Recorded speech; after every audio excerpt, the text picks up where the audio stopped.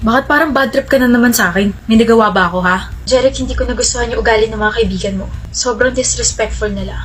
Minimension pa nila yung ex mo sa harap ko tapos ikaw, natatawa ka pa. Halata namang they don't like me.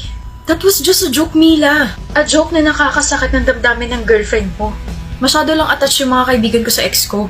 Kaya pala inaasar ka pa rin nila sa ex mo? They even mentioned kung gaano kayo kakomportable sa isa't isa. Ganon sila ka-attach sa kanya? Na nakalimutan nila may bago kang girlfriend? Wala na akong magagawa doon. Ganun na talaga sila. Hayaan mo na. Hayaan? Jeric, I'm still hurting. Nahayaan lang sila? I can't leave them for you.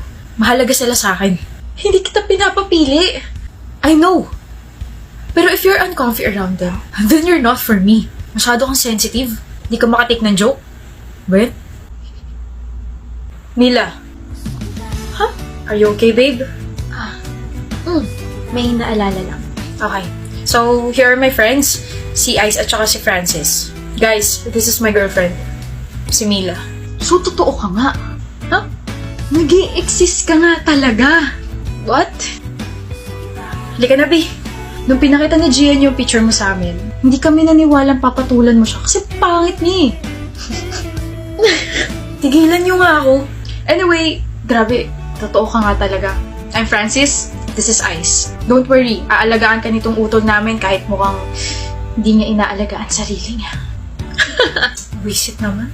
Tanungin mo lang kung anong gusto mo malaman dyan. Ikukwento namin. Kunwari, naihiyan sa pantalon nung high school kami kasi tinalunan siya ng daga eh. Di kayo titigil ha? Sabi ko nga eh, paparating na rin yung girlfriend ko, pati yung girlfriend ni Francis. Magkakasundo kayo nun. Samahan ng mga may jowang nilalaglag ang isa't isa. Pangat pa ng sombrero mo. Huwag mo nga pansinin ito sombrero ko, gawa to ng girlfriend ko yun. Adan muna kami.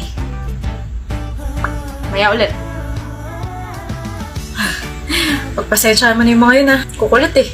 Your friends are nice and funny. Eh ako? Paano naman ako? Gwapo. Lang? Gwapo at saka mahal ko. Bakit? Kinilig tiyan ko. Baka maihi ka bigla ha? La, nangaasar ka? Halika na.